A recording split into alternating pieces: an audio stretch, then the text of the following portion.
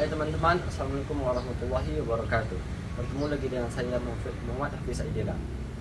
Pada saat ini saya akan menceritakan sedikit pengalaman saya berjuang untuk mendapatkan perguruan tinggi negeri. Pada tahun 2023, saya berniat ingin masuk Institut Teknologi Bandung, Sekolah Ilmu dan Teknologi Hati Program Rekayasa.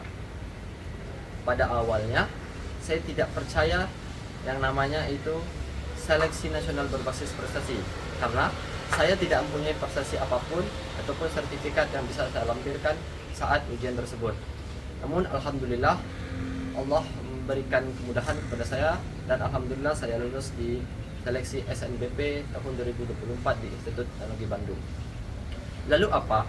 Lalu ini yang ingin saya sampaikan kepada teman-teman. Bagaimana saya bisa lulus padahal saya tidak mempunyai sertifikat apapun, dan kebetulan saya eligible nomor 14 di sekolah saya. Baiklah teman-teman, ada beberapa hal yang ingin saya sampaikan, yaitu sebenarnya semua mimpi yang kita ingin capai, jika kita tidak mengikut sertakan Allah di dalamnya, maka niscaya mimpi itu tidak akan tercapai. Alhamdulillahnya, sesuai pengalaman, saya melakukan beberapa amalan-amalan yang saya lakukan agar supaya mimpi-mimpi saya bisa terkabulkan dengan jalan pertolongan Allah saja. Oke lah, langsung saja, ini beberapa amalan yang bisa kita lakukan untuk memenuhi hajat kita. Yang pertama, sholat taubat. Sholat taubat adalah sholat yang kita lakukan untuk menghapus dosa-dosa kita. Pastinya kita sebagai manusia mempunyai dosa-dosa yang kita lakukan sepanjang hari, sengaja maupun tidak sengaja. Sholat taubat ini saya lakukan 2 rakaat di sepertiga malam. Setelah sholat taubat saya lakukan zikir 100 kali. Saya lakukan subhanallah walhamdulillah wala ilaha illallah wallahu akbar 33 kali. Saya lakukan salawat Nabi 10 kali, dan hasbiyallah wa ni'mal wakil, ni'mal maula wa ni'mal nasir sebanyak 10 kali. Itu adalah sholat taubat.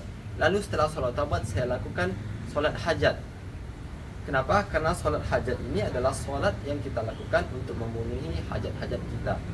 Kita minta kepada Allah, kita lakukan sholat hajat. Di sini saya lakukan sholat hajat 2 rakaat. Lalu setelah sholat hajat saya minta doa kepada Allah. Saya tulis doa saya di sepanjang kertas besar. Saya tulis tulisan pertama, saya tulis, saya Muhammad Hafiz Aidila ingin lulus di Institut Teknologi Bandung, Sekolah Ilmu dan Teknologi Hayati Program Rekayasa tahun 2024 melalui jalur SNBP maupun SNBT. Nah, itu adalah doa yang saya minta kepada Allah. Kenapa saya tulis dalam kertas? Karena kebetulan saya meminta doa sangat panjang agar mungkin supaya tidak lupa saat minta doa.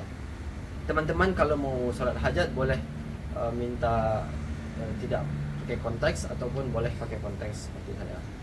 Setelah sholat hajat saya sambung dengan sholat tahajud.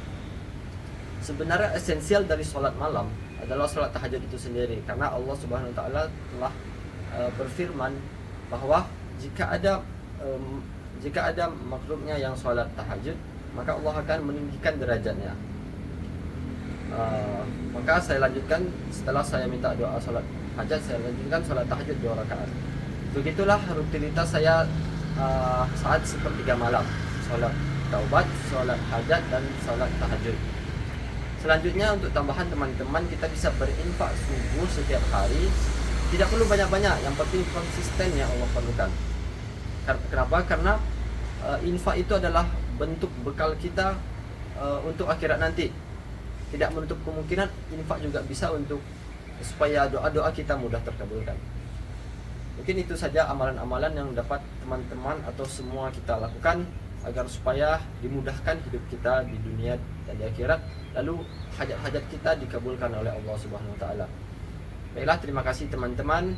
Semoga kita dapat menjalani hidup ini dengan berkah dan dengan penuh ridho Allah. Terima kasih. Assalamualaikum warahmatullahi wabarakatuh.